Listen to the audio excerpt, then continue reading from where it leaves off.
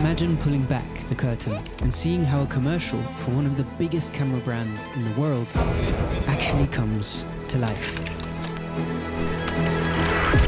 And honestly, I'm making this video for my younger self, to show him the exact techniques we used from building out the concept and planning the shoot, for lighting, to editing, and even color grading this commercial.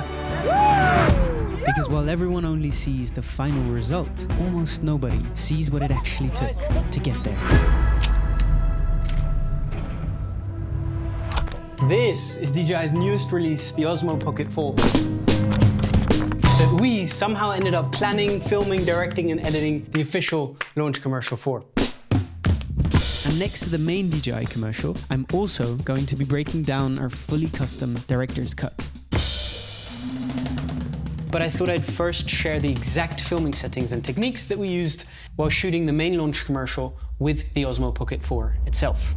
Let's break it down. Now, pretty much all of the footage that you're seeing here was shot in the true D-Log color profile, which meant that even if we messed up some of the settings while shooting, we could still really easily recover those shots in post. We also reduced the internal texture setting to -2, and I also reduced the noise reduction to -2. And we used the included ND filter set just so that we could keep our shutter speed consistent. Now, for all of these shots, we set the Pocket's white balance to manual, according to the time of day we were filming it. But honestly, because of this camera's much improved color profile, Even if we did get the white balance wrong every now and then, I was still able to save those shots in post. Now, the gear that we decided to use for this production itself, next to the Osmo Pocket 4, was the Sony FX3, together with a combination of 3 lenses. The first one was the 24-70 f2.8, the second one was the 70-200mm f2.8, and the third one was the 16-35mm. That, in combination with each other, just gave us that perfect flexibility and balance between intimate close-ups, and also for the animal shots, we were able to get a little bit further away from our subjects, but still get that lovely compression. But we could also, on that 16mm, get proper wide shots, so that especially afterwards in my editing process, we could have that beautiful balance between cutting from a close-up to a medium to a wide. and I'm obviously aware that we could have shot most of this commercial on the Pocket 4 itself, but when you have 100+ shots on the list, multiple locations, larger crews, changing lighting setups and schedules, the FX3 simply gives you more flexibility, easier lens choices, and a workflow that the entire crew can move faster with. Yes, perfect. Amazing. But if you're curious as to how we even got the opportunity to shoot this commercial in the first place, just picture this for a second. A few months before any of this happened, together with one of your best friends called Mos, you decide to start your very own creative agency called Outline. And in the hopes of attracting your dream clients, you fly to Japan and spend all of your savings on filming a passion project with just a couple of friends.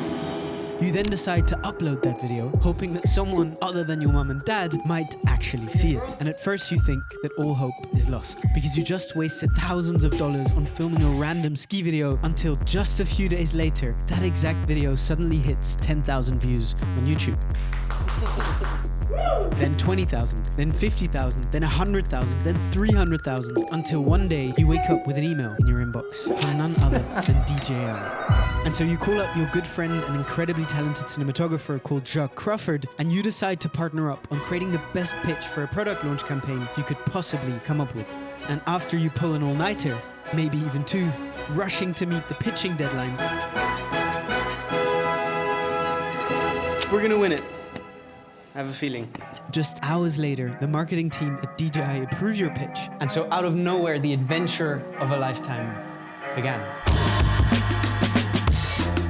Made it to Port Elizabeth. How's it, guys?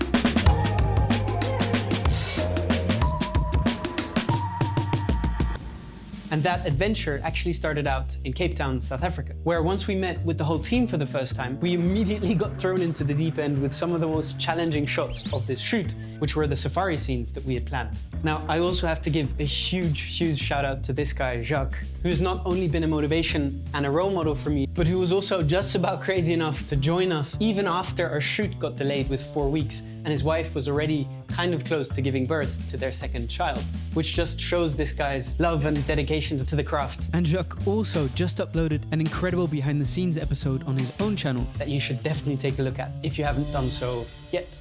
Now, as it turns out, shooting wildlife can be a lot harder than it looks. And so it took a couple of hours for us to see anything at all. But in the moment that we did get lucky, for just a couple of seconds, we managed to get these beautiful shots of the giraffes with our actors in the background. Yes, beautiful.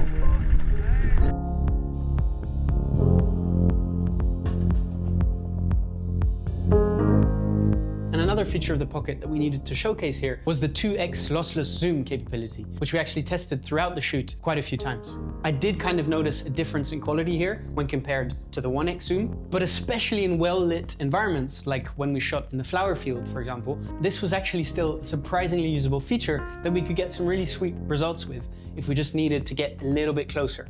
Woo! It's a beautiful day. Jacques did a great job. So did the actors. I'm feeling good. Love it. We used a couple of small rig mini clamps in combination with the FX3 and the Osmo Pocket 4 here. Here we've got a little rig going. And although this rig looked pretty ridiculous from the outside, Very on it. Got the wrist action in it. this rig shot also turned out to be really effective in showcasing the stabilization feature of the Pocket,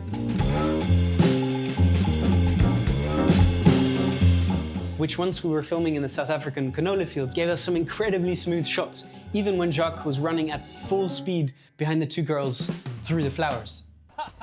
Very good. And another moment that just reminded me of why I love this filmmaking thing so much was when, just at the end of the safari scenes, on the final day that we were there, even though we hadn't spotted a single animal that entire day, we were driving through a patch of trees when suddenly we were just surrounded by this tribe of elephants, which was honestly one of the most special moments of this entire trip. Once we returned back to civilization, we were also just starting to feel the pressure a little bit at this point. Now we quickly need to POV? actually get where's the other gimbal? We're not going to get better. Yeah. And this was a close-up, so we've already got the wide. Let's move yeah. on. Let's move. Okay. Let's move.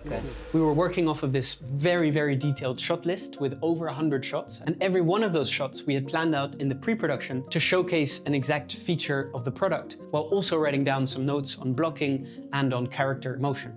But because of the insanely intense shooting schedule that we had to stick to, yeah, we were just starting to feel the time pressure, and especially also the pressure of having this huge shot list that we needed to tick off. And so Mos and I might have bumped heads here just a few times. And I say, Ray, we have to move. And he says, Mo, shut the fuck up. So I'm like, bro, what do you mean? And apparently the AD always fights with the director. So I think we're good.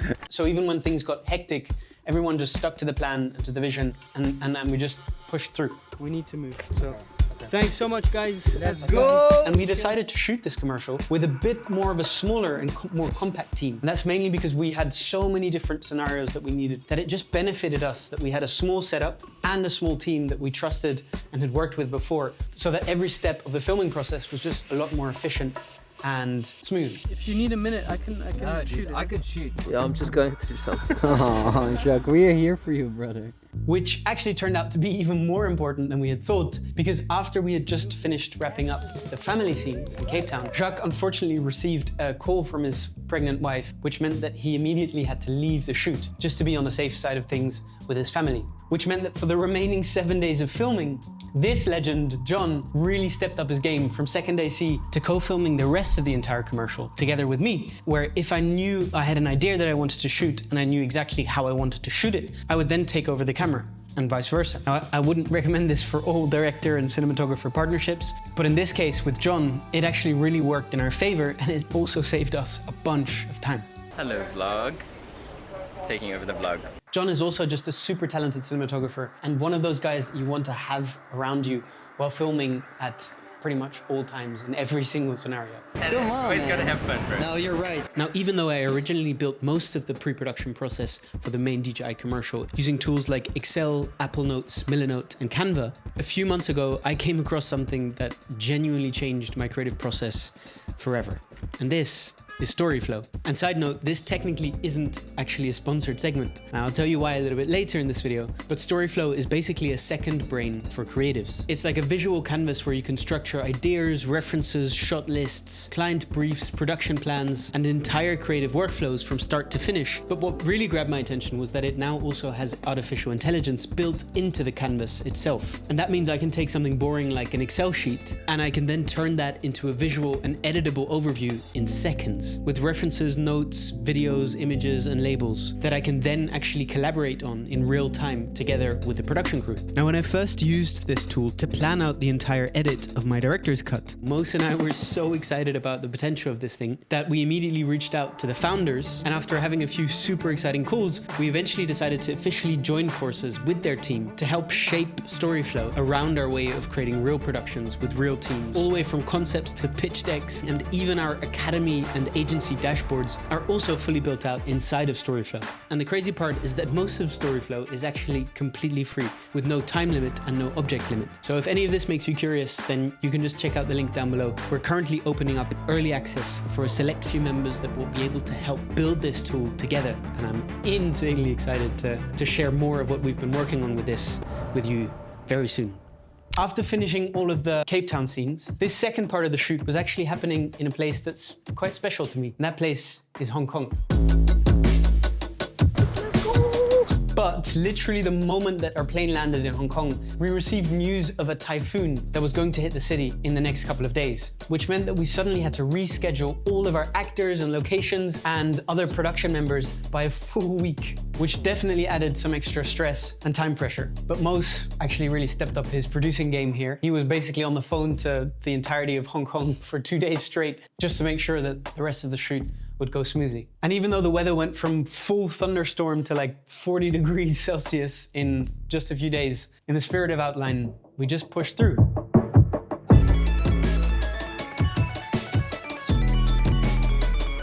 I just realized that this is a dream come true. And in the spirit of just getting creative with the shots and the angles and with the tools that you have at your disposal, we actually even used my iPhone 15 Pro while shooting on the 13mm ultra-wide lens. So we can film some super macro shots of the big gimbal buttons. So when we were in a time crunch in Hong Kong during our ferry shoot, where we only had 30 minutes to shoot a bunch of really important shots and technical features, this actually turned out to be a very useful solution.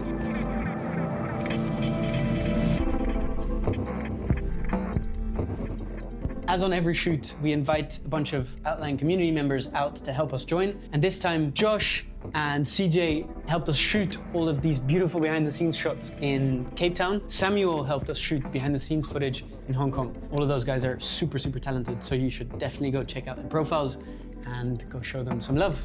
Oh, look at all those pockets. So many. Now let's finally talk about the thing that can really make or break your shots. That is color grading. You can actually download some of the Pocket 4 shots that we captured for free in a link down below if you just want to experiment with this new Osmo Pocket 4 footage and practice your color grading. Since the color grade of the main commercial was actually done by DJI internally, I'm just going to run you through the exact color grading process that I used for my director's cut. Instead, specifically for this commercial, I actually developed a fully custom LUT and power grade workflow to work in perfect harmony with DJI's dynamic range and color science. So it can actually instantly turn any footage that was shot on that DJI color science, whether that's an action camera or a drone, into a really solid film-like image. I simply converted my footage from that DJI D-Log color profile into DaVinci Wide Gamut Intermediate. Inside of this really flexible color space, I adjust my white balance, my exposure, my saturation, my color density. I then also added some film grain, of which I increased the grain strength in the shadows and just lowered that strength in the highlights a little bit, just so that the skin tones aren't affected as much by that grain.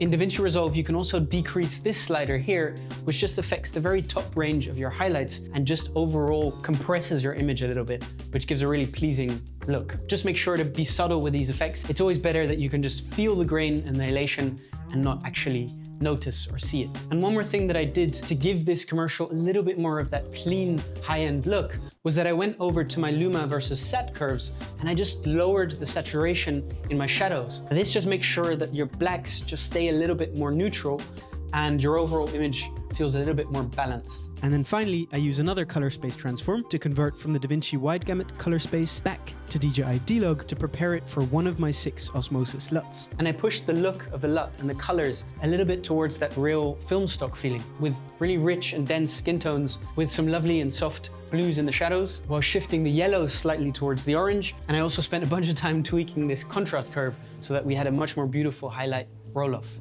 And Mos and I have now packaged everything into what we're calling the OSMOSIS film bundle. And for the first 100 people that purchase through the link down below, you're actually getting the power grade included for free, along with 1.5 hours of included color grading episodes. Goes without saying, no pressure at all to actually get these LUTs. I just had a ton of fun actually creating them, and so I thought I'd share them. So from basically having to work on the biggest and most complex production you've ever done, to actually having a backpack with thousands of dollars worth of gear stolen by monkeys, to suddenly having to reschedule the entire shoot by a full week because of the typhoon in Hong Kong. This shoot was just mainly so challenging because of the expectations that come with a massive product launch like this for a company like DJI. As these things go, we are doing reshoots today. And there are just so many details that you have to keep in mind between real-world constraints and product features that just needed to be showcased in a very specific way, which, if I'm being completely honest with you, made this quite a challenging shoot. We're gonna have to reshoot. Yeah? Yeah, that's what happens sometimes. Things just can't always perfectly align with your vision, which is exactly why this thing called director's cut exists. So once the official film was done and approved by DJI, Mos and I took a few extra days to shoot some more shots of our own version of this campaign. Whew, we are back.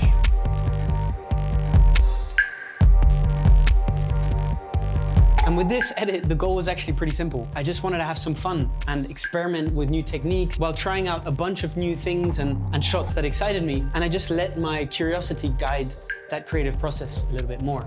And one of the main principles that I used here for the editing of my director's cut was to embrace some more of the imperfections in my footage. And I really make sure to actually collect all of those tiny in-between moments that might have been out of focus, or that might have been overexposed, or that might have been a bit shaky. Instead of just immediately throwing those shots away, I would actually use those, which gave me some very interesting and organic shot variations, which I could then play with to just breathe some life into my edit. Adapting to the unfamiliar world. I also just quickly wanted to talk about these top-down shots, which we just had so much fun with creating. In our little studio here, we just set up a very simple background along with some lights. And since the main topic of my director's cut was the subject of evolution, I wanted to show this through these top-down flat lay shots of all of the raw materials that could have potentially inspired the shapes and textures of the actual Osmo Pocket 4. I was visually making these parallels between the lines and the textures of nature that then inspired the lines and the textures and shapes of the design of the Pocket. And for this, I just went outside, collected a bunch of organic and raw materials that I could find lying around. And based on those, I also created a bunch of physical drawings and designs. Now, I actually shot these raw materials using an extract probe lens from DZO, which has actually got an 18 to 28 millimeter zoom lens. Wow, what? How does this work? With which we captured some of the flowers that we found next to the riverbed and a bunch of other little textural elements like some glass, like some metal elements that in combination with each other gave this really distinct texture to the cut. What are we trying to do here? I have no idea, to be honest. And I even used some of the vintage film cameras and recorders to also really re-emphasize that main concept of the director's cut, which was evolution. And for the sequence in the director's cut, in which I wanted to create this kind of production line factory feeling, in which we could see and especially hear the moment in which the Pocket 4 was kind of created, I also used this lens while just softly tapping on the front of it to create this kind of earthquake feeling. And if you want to go a lot deeper into how we planned, shot, and edited this entire commercial, from winning the first pitch to DJI to the full pre- and post-production that followed, we just finally officially launched the Outline Academy. Now, at this point in time, in total, over 5,000 creatives have actually signed up, which Mos and I are insanely grateful for. And since we really wanted to make this Outline Academy a bit more of an exclusive community of really passionate and talented creatives, we decided to only accept 25 founding members. And we've spent the past week handpicking every single one of them. And inside there, we break down this entire project, along with all future Outline projects, by the way. And I'll walk you through my exact creative process, even showing you exactly how we color graded the final commercial, along with showing you the storyboards and in-depth breakdowns on sound design and editing. So if you're curious about this, you can take a look at the Outline website, which is linked in the description down below. We've been finalizing this launch for the past year, trying to make everything as clear and good as we possibly could. Yeah, I can't wait to see you there. Now, I also have to give a massive shout out to Michal, who is actually an insanely talented VFX guy that I chose to work together with on a fully custom animation for the main launch commercial, because we needed a sequence that would highlight the before and after of that new D-Log sensor technology. Michal and I eventually just went back and forth a few times, brainstorming ideas for what this animation could look like. And what started out as a simple 3D render finally turned into a full scene reconstruction.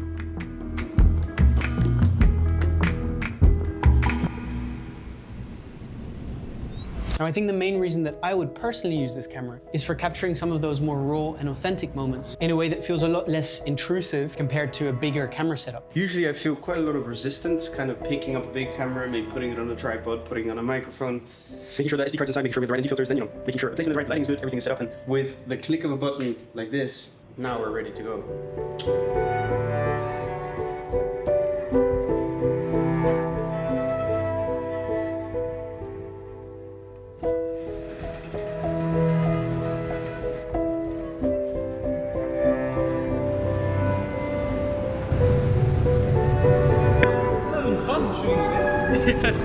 Now, I did also want to mention a few things that frustrated me a little bit with the Pocket 4, especially the ND filter set, which is still this kind of finicky magnetic clip-on thing.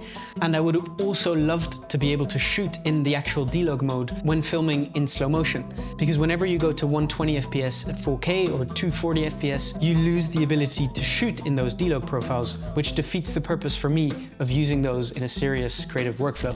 Now, ever since I've been a little kid, I've been a massive fan of DJI, and I actually saved up for a whole year when I was 14 years old to buy a Phantom 2 drone for my birthday. And even though I did crash that drone a few days later, DJI always kind of had this special place in my heart as this exciting company that's creating these incredible tools. It was just honestly an honor and a privilege to be able to shoot such a monumental product release, even though we were under a lot of pressure. Stress! I just learned so much on this entire shoot.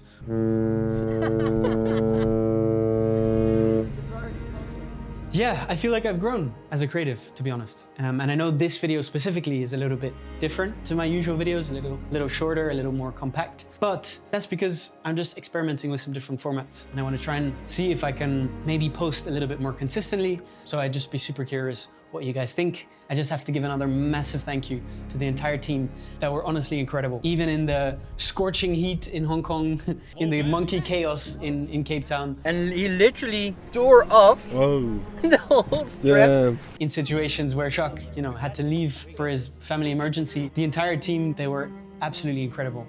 It's a wrap! We feel so good! Let's go home!